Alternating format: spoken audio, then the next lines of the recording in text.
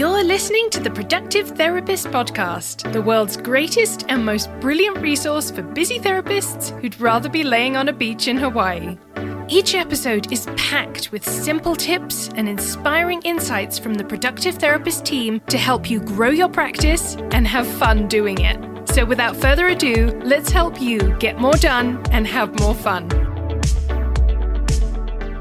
Hello and welcome back to the Productive Therapist Podcast. Thanks so much for taking a few minutes out of your day to listen to this episode. I really appreciate it.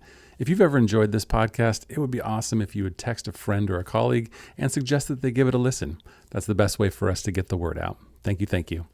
So today I want to talk to you about an intake call that I did back in 2021. And I'm calling this the almost perfect intake call because this went so well that immediately when it was over, I wrote these notes.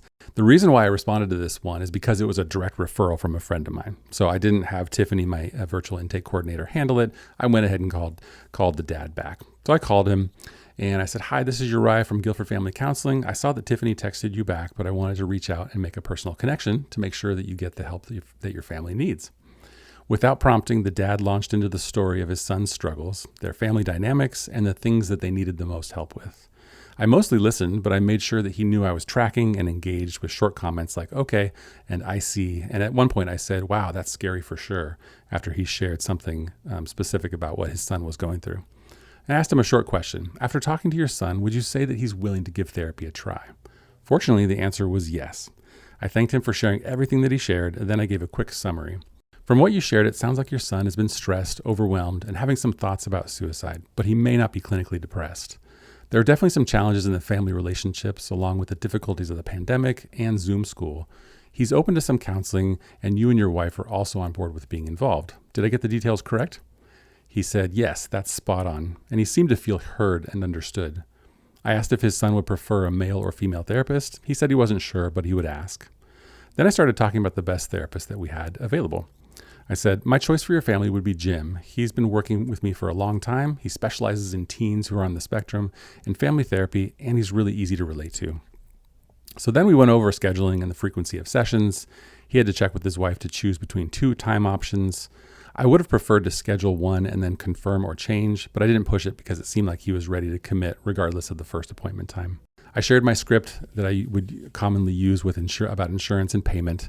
I said, "Just so you have all the information, we do take Partnership Health Plan of California if you happen to have that insurance. If not, Jim's fee for a 50-minute session is $160, and we can take check, credit card, or health savings cards. It's possible that your insurance plan could reimburse for out-of-network services, and we can provide you with an invoice for that."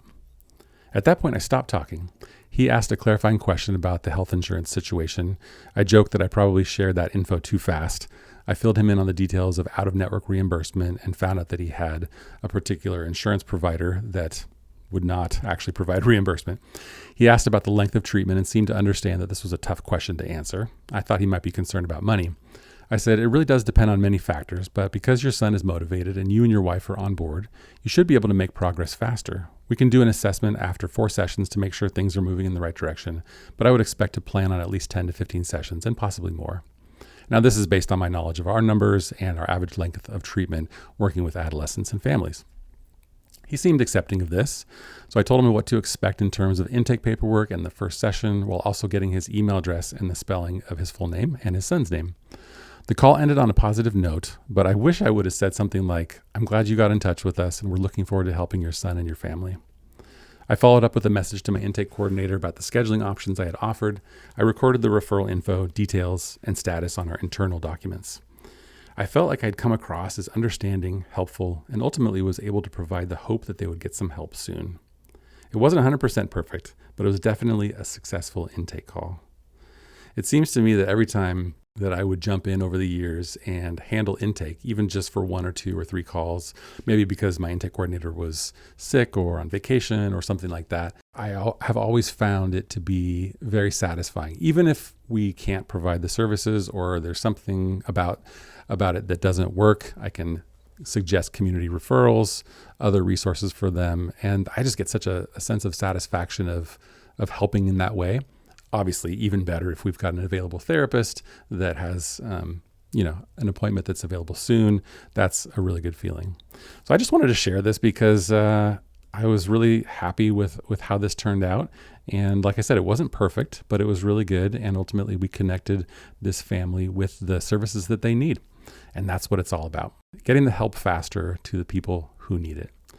So if you want a helpful resource related to this, we have this magic call script we created, and you can find it at productivetherapist.com/magic. And it kind of walks through the most essential elements of a perfect intake call.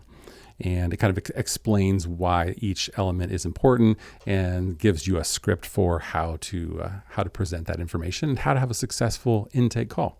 Check that out. It's productivetherapist.com/magic. And again, thanks for listening. And if you text a friend today and suggest that they listen to the podcast, I would be over the moon. Have a good one. That's it for today. Thanks so much for joining us. If you enjoyed this episode, please leave us a review and hit the subscribe button to make sure you never miss an episode. If you're looking for more personalized help, you can reach us through productivetherapist.com. Thanks so much for listening. We are Productive Therapist, and this is the podcast that helps therapists get more done and have more fun.